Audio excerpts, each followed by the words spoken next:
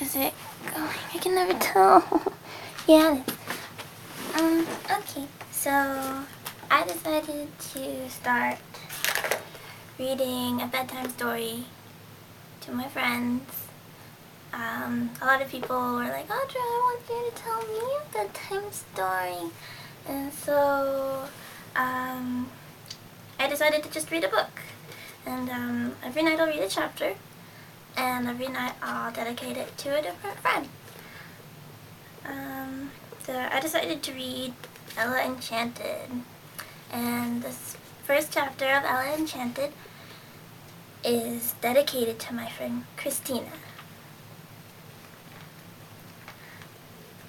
That fool of a fairy Lucinda did not intend to lay a curse on me. She meant to bestow a gift. When I cried inconsolably through my first hour of life, my tears were her inspiration. Shaking her head sympathetically at Mother, the fairy touched my nose. My gift is obedience. Ella will always be obedient. Now stop crying, child. I stopped. Father was away on a trading expedition as usual, but our cook Mandy was there.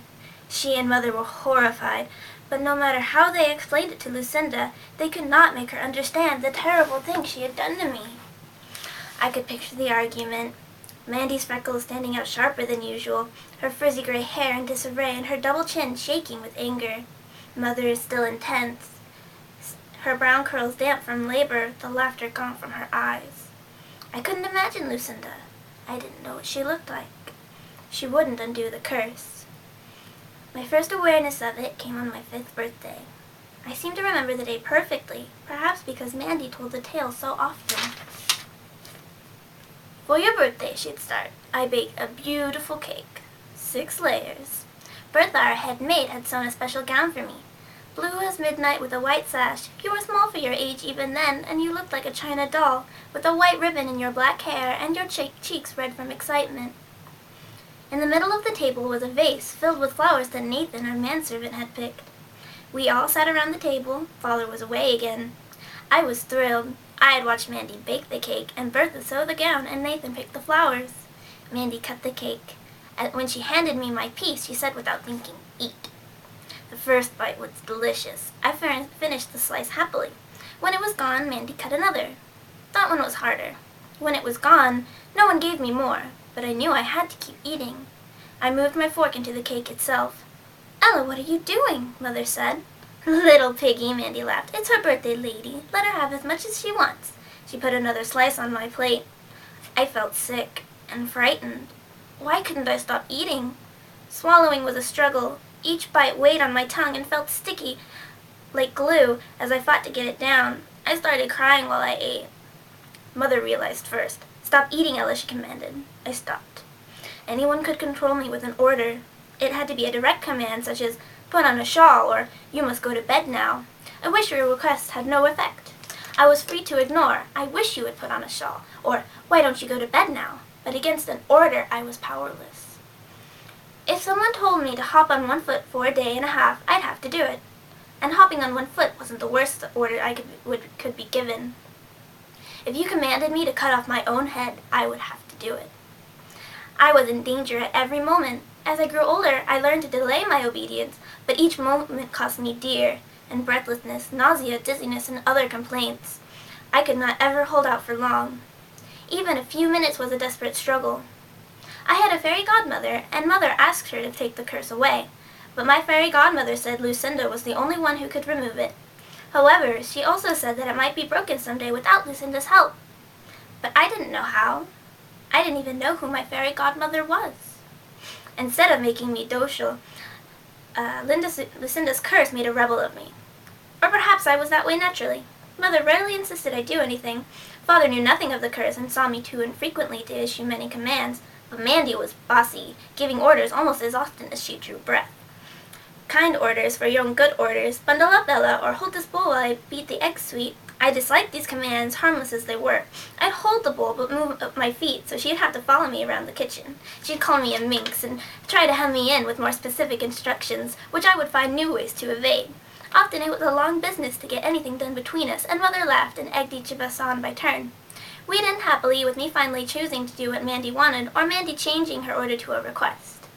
When Mandy would absent-mindedly give me an order I knew she didn't mean, I'd say, "Do I have to?" and she'd reconsider. When I was 8, I had a friend, Pamela, the daughter of one of the servants.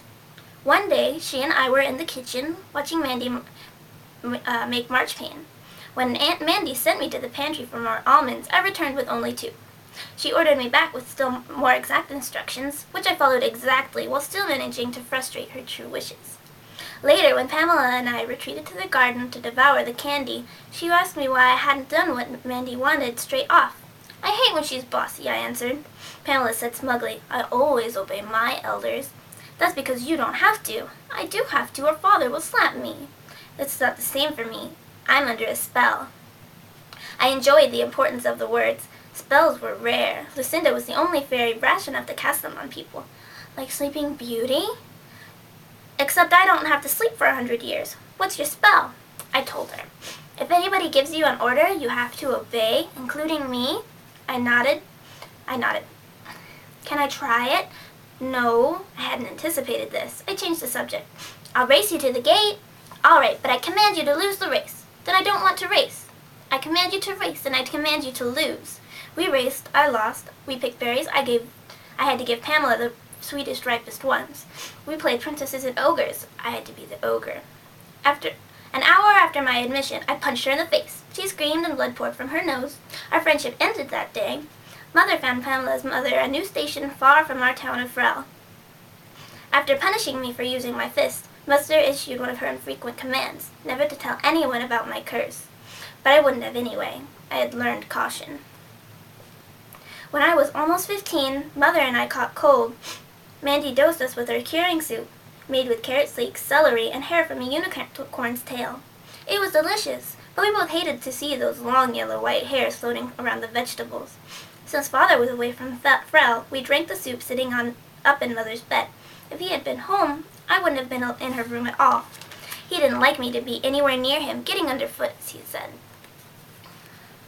I sipped my soup with the hairs in it because Mandy had said to, even though I grimaced at the soup and at Mandy's retreating back.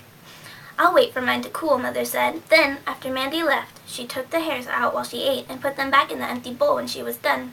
The next day I was well and Mother was much worse, too sick to drink or eat anything. She said there was a knife in her throat and a battering ram in her head. To make her feel better, I put damp cloths on her forehead and told her stories. They were only old familiar tales about the fairies that I changed here and there, but sometimes I made Mother laugh, except the laugh would turn into a cough. Before Mandy sent me off for the night, Mother kissed me. "Good night. I love you, precious." They were her last words to me. As I left the room, I heard her last words to Mandy. "I'm not very sick. Don't send for Sir Peter." Sir Peter was Father.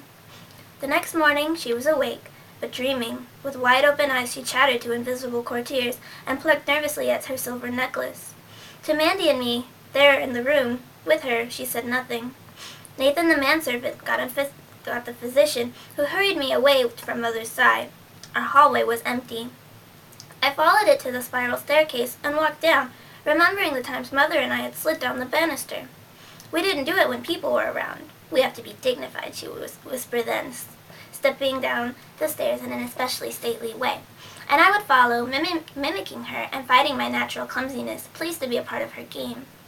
But when we were alone, we preferred to slide and yell all the way down, and run back up for another ride and a third and a fourth. When I got to the bottom of the stairs, I pulled our heavy front door open and slipped out into the bright sunshine. It was a long walk to the old castle, but I wanted to make a wish, and I wanted to make it in the place where it would have the best chance of being granted. The castle had been abandoned when King Gerald was a boy, although it was reopened on special occasions for private balls, weddings, and the like. Even so, Bertha said it was haunted, and Nathan said it was infested with mice. Its gardens were overgrown, but Bertha swore the candle trees had power. I went straight to the candle grove. The candles were small trees that had been pruned and tied to wires to make them grow in the shape of candelabra. For wishes you need trading material. I closed my eyes and thought, if Mother gets well quick, I'll be good, not just obedient. I'll try harder not to be clumsy, and I won't tease Mandy so much. I didn't bargain for Mother's life, because I didn't believe she was in danger of dying. End of chapter 1. That was dedicated to Christina, and I will read another chapter tomorrow night.